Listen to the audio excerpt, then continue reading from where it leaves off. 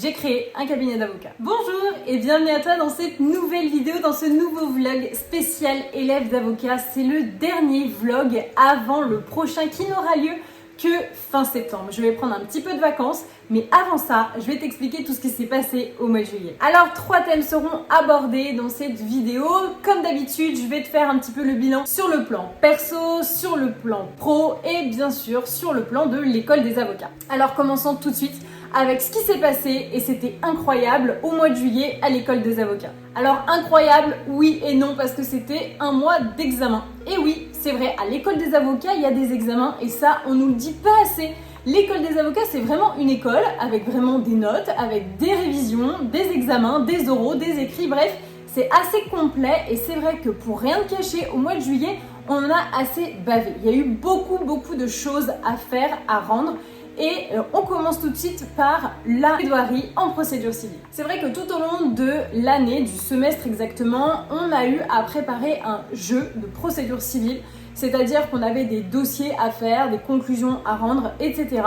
Et à la fin de l'année, donc en juillet, on avait notre plaidoirie à faire sur un des dossiers sur lesquels on avait travaillé normalement. Donc me concernant, j'ai eu beaucoup de chance. Je suis tombée sur un sujet, sur une affaire que j'aimais bien, qui était assez facile, mais c'est vrai que une plaidoirie, c'est jamais évident, surtout quand on n'a pas l'habitude de cet exercice. Me concernant, ça s'est très bien passé, j'ai fait ma petite plaidoirie sans me prendre trop la tête. Très simplement, comment je fais mes plaidoiries? Déjà, je prends les conclusions adverses et je fais une liste de tous les arguments qu'on va pouvoir m'opposer, pour ensuite aller chercher dans mes propres conclusions quels vont être les arguments qui vont venir contrer et affaiblir l'argument adverse. Attention, c'est pas une méthode infaillible, c'est pas the méthode qu'il faut suivre, mais en tout cas c'est la méthode que personnellement j'ai fait et qui a plutôt pas trop mal fonctionné. Donc j'ai suivi cette méthode, ensuite j'ai un petit peu rédigé ma plaidoirie, je l'ai jamais écrit de A à Z, je me suis fait des petites bullet points, tu connais maintenant, moi je déteste apprendre par cœur, je n'aime pas écrire mot pour mot ce que je dois dire parce que je veux toujours que ça reste très spontané, très naturel. Je trouve ça bien mieux une plaidoirie où la personne elle va hésiter, ou elle va peut-être poser un temps d'arrêt plutôt qu'une personne qui va réciter ou lire, pire, sa plaidoirie. Donc me concernant, ça s'est plutôt bien passé et ça s'est plutôt bien passé pour la majorité des gens. En tout cas dans mon groupe, notre jury était plutôt sympa. Donc on verra bien la note, on n'aura pas la note avant un certain moment, mais en tout cas ça s'est très bien passé. Ensuite on a eu notre examen sur table de spécialité, donc on a eu 2 heures pour faire une consultation pour moi en droit du travail, donc c'était un dossier qui était assez bien. Pour ma part ça s'est vraiment très bien passé, j'étais assez contente.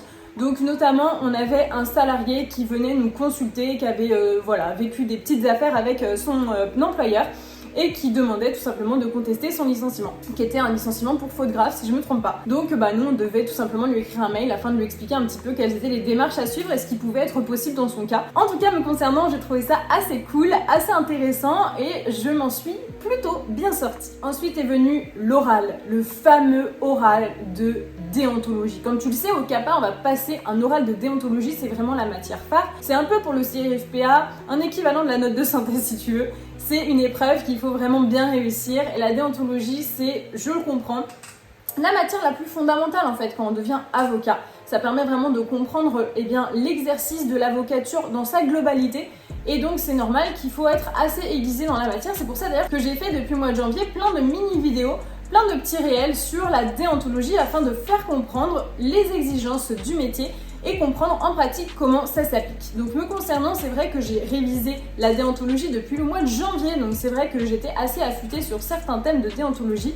C'est vrai, j'ai vraiment une appétence particulière pour cette matière qui me plaît beaucoup et je vais continuer à faire beaucoup de réels. Donc comment ça s'est passé? On est arrivé, c'était très millimétré, on a eu tous le même sujet dans la salle. On avait 20 minutes ou 30 minutes de préparation, je sais plus exactement. Et ensuite, on passait devant un jury composé de 2 avocats. Pour être tout à fait honnête, pour ma part, ça ne s'est pas très bien passé. Pour plusieurs raisons, je vais pas rentrer dans les détails dans cette vidéo, c'est pas l'objet, mais me concernant ça s'est pas très bien passé, ça arrive, c'est comme ça. Mais en tout cas, quoi qu'il en soit, j'ai apprécié faire cette épreuve dans le sens où c'était une mise en pratique de toutes mes connaissances. C'était sur une question de problème de délicatesse et de conflit d'intérêts, 2 thèmes que je maîtrise plutôt bien. Mais pour le moment, ça s'est pas très bien passé, c'est comme ça. On verra la prochaine fois. Et enfin, je sais que tu es là pour ça et que tu attends avec impatience cette information importante. Mais avant toute chose, je tiens à te préciser que cette vidéo et toute la playlist de mon vlog spécial élève d'avocat est en collaboration avec la prépa Dalloz. C'est la prépa que j'ai choisie pour le CRFPA. C'est la prépa qui m'a vraiment accompagnée tout au long de ma préparation et qui m'a permis notamment d'avoir l'examen du CRFPA. Tu bénéficies de moins 10% avec le code Constance 10 si tu souhaites t'inscrire au sein de la prépa Dalloz. C'est valable jusqu'au 31 décembre 2024. Donc en tout cas, si tu passes le CRFPA l'année prochaine, si tu penses vouloir t'inscrire à cet examen pour tenter ta chance, en tout cas sache que tu peux t'inscrire au sein de la prépa Dalloz avec ce petit code Constance 10 qui te permettra d'économiser des petits sous. Alors je te parle maintenant de Post-à-Plaque. Donc Post-à-Plaque, c'est quoi? C'est un projet d'école. Alors ce n'est pas un projet que de l'EDARA, de l'école des avocats de Lyon. C'est un concept qui est beaucoup utilisé dans de nombreuses écoles d'avocats. Si je me trompe pas, même peut-être toutes. Il y a certaines écoles qui appellent ça crée ton cab, c'est le même concept. À savoir, on se met en groupe, on crée un cabinet de A à Z, on rend un dossier papier et ensuite on passe un oral. Dans le concept, c'est censé être aussi un concours avec le meilleur cabinet, etc.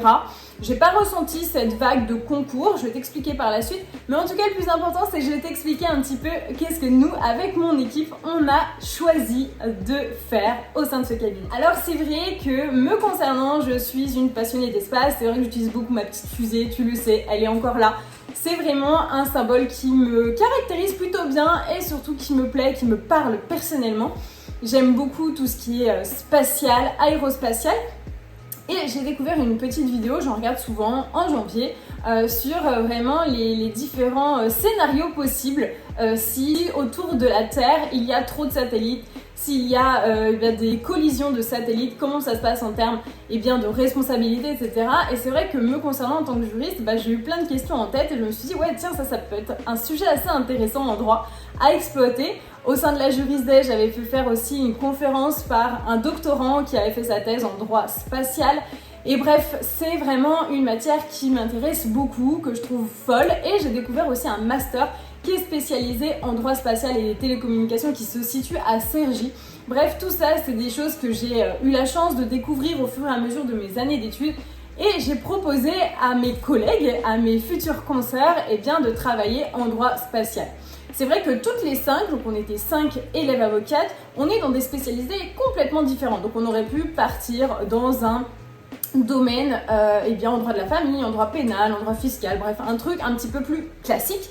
Mais c'est vrai que quand j'ai tout simplement proposé le droit spatial, c'est vrai que c'était hyper cool de pouvoir toutes se projeter dans une matière qu'on maîtrise pas du tout. Et du coup, ça nous permettait d'avoir finalement un point commun tout ensemble, à savoir le saut dans l'inconnu. Donc c'est parti, à partir de février, je sais plus exactement, on s'est lancé dans cette aventure, la constitution du dossier, etc.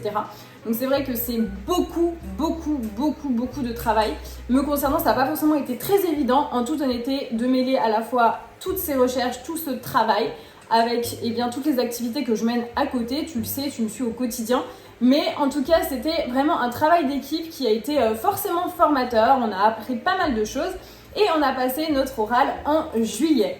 Donc on est passé devant un jury qui était lambda. En fait, ils n'ont pas posé beaucoup de questions. C'est vrai qu'on était un petit peu frustrés à la fin de l'oral parce que franchement, on arrivait avec un concept qui était assez innovant, qui était assez incroyable. Je veux dire, un cabinet spécialisé en droit spatial et aéronautique, c'est assez peu commun puisqu'il en existe, je crois, 2 en France. Mais c'est vrai que notre jury n'a peut-être pas su saisir, en tout cas, cette opportunité de découvrir un peu plus cet aspect du droit qui est encore trop peu connu. En tout cas, on avait vraiment construit un cabinet de A à Z avec une vraie stratégie. On avait beaucoup réfléchi à où se localiser, donc pour nous c'était sur Toulouse, parce que Toulouse c'est la capitale de l'aérospatial, de l'aéronautique. On était aussi parti sur le fait de travailler avec des startups uniquement afin de respecter la déontologie. On avait fait pas mal d'études quand même pour bien réfléchir la chose, mais bon, ça n'a pas forcément suffi puisqu'on n'a pas eu un très bon classement général. Mais en tout cas, on a appris pas mal de choses et on était très fiers de pouvoir se dire qu'on avait eu l'audace en fait de se lancer dans un concept innovant. Et aujourd'hui, je suis super fière de me dire que j'ai créé avec évidemment les 4 autres élèves avocates un cabinet fictif, bien entendu, en droit spatial. Donc voilà, le volet, j'ai créé un cabinet d'avocats. C'est un cabinet d'avocats fictif qui n'existe pas évidemment, c'est dans le cadre d'un projet d'école. Mais en tout cas, on y a mis tout notre cœur, toute notre âme, tout notre travail et c'était un très beau concept. Alors à présent, partons un petit peu vers le côté pro. Eh bien, ce mois de juillet, j'ai eu la chance d'être invitée, d'être conviée au palmarès du droit. Le palmarès du droit, tu connais peut-être pas. Mais si tu connais pas, eh bien, je t'invite à écouter ça parce que toi, peut-être, en tant que futur avocat, tu seras peut-être très intéressé par ce type de concours. On parlait tout à l'heure du concours poste à plaque, bah là c'est le poste à plaque version réelle, puisque le palmarès du droit permet de décerner eh bien, un trophée, une récompense honorifique auprès des avocats qui se sont inscrits à ce concours au niveau évidemment eh bien, de leur activité d'avocat. Ils sont notés, etc. Et ensuite ils ont un titre. Et donc j'ai été invitée à cette remise des prix, c'était vraiment une très belle expérience, j'étais très fière d'y aller et ça montre en fait toute l'ouverture, toutes les choses qu'il existe dans le milieu du droit, dans le milieu des avocats notamment. Et en tout cas j'étais très fière d'y être et tu peux donc te renseigner un petit peu sur les palmarès du droit et si tu es en stage, bah, tu peux en parler aussi avec le cabinet chez qui tu fais ton stage parce qu'en soi, eh bien ça peut peut-être les intéresser, peut-être qu'ils ne connaissent pas. En tout cas c'est présent à Paris, à Lyon, à Toulouse, à Bordeaux, à Marseille et je crois que j'en oublie pas. En tout cas j'espère que j'en oublie pas. Mais en tout cas, c'était une super expérience, j'étais très fière d'y être conviée. Et pour terminer un petit peu le côté perso, bah, au mois de juillet, j'ai beaucoup bossé, comme tu le sais. C'est vrai que je vais prendre des vacances le 9 août, on déménage, on quitte Lyon, c'est fini Lyon. Après, c'est 4 ou 5 années, je sais plus, qu'on a passé ici. Eh bien, on déménage définitivement, mais on ne sait pas encore où est-ce qu'on va. Donc, jusqu'au 9 août, moi, je vais vraiment travailler. En juillet, j'ai beaucoup bossé. J'ai continué mon défi sportif, je vais à la salle vraiment tous les jours, au minimum 5 fois par semaine. Donc c'est vrai que ça me fait beaucoup de bien, je suis très fière de tenir le rythme. Je suis inscrite à la salle jusqu'à la fin de la semaine prochaine, ensuite on déménage donc mon inscription sera terminée évidemment. Mais en août j'ai bien l'intention de continuer de courir en fait tous les jours. Je vais faire 5 km tous les jours, je pense que c'est bien, c'est les 5 km que je fais en vélo elliptique à la salle de sport. Donc je vais continuer à le faire. Ça me fera du bien et puis ça fait du bien tant à ma tête que à mon corps évidemment. Donc en tout cas j'étais très fière de continuer ce défi sportif et je continue parce que tout à l'heure j'ai rendez-vous à nouveau à la salle, je ne loupe pas mes créneaux. Sinon j'ai pris soin de moi, on est allé au ciné, on a fait des restos, on a regardé l'Euro. Là en ce moment c'est plus les JO, mais en tout cas j'ai passé un mois de juillet plutôt agréable, stressant mais plutôt agréable. En tout cas j'espère que l'école des avocats au niveau de tous ces vlogs qui sont sortis depuis le mois de janvier te plaisent, t'intéressent et te permettent de te projeter un petit peu plus dans cette école, dans cette formation. Les vlogs reviennent fin septembre pour le vlog du mois de septembre. En août je fais une petite coupure, ça va pas me faire de mal de me poser un petit peu et de prendre soin de moi parce que j'en ai un petit peu besoin. Ça fait quand même presque 4 ans que j'ai presque pas pris de vacances. Donc c'est vrai que là ça va pas me faire de mal de couper un petit peu. Mais jusqu'au 9 août, je carbure à fond parce que j'ai 60 000 projets en tête et qui sont sur le feu. C'est pas que des projets dans la tête, c'est bien ça qui fait la différence entre un ambitieux et un rêveur. C'est que le rêveur, il rêve et l'ambitieux, il met en action toutes ses pensées. En tout cas, j'espère que tu vas bien. N'hésite pas à m'écrire sur Instagram si tu as besoin de conseils ou de motivation. Tu peux également liker cette vidéo, me laisser un petit commentaire et surtout abonne-toi parce que, oulala, vous commencez à être très nombreux sur cette chaîne et ça me fait très plaisir. En tout cas, n'hésite pas si tu le souhaites également à commander le manuel 50 sujets grand oral du CRFPA et je te dis à très bientôt dans une prochaine vidéo. Bon été!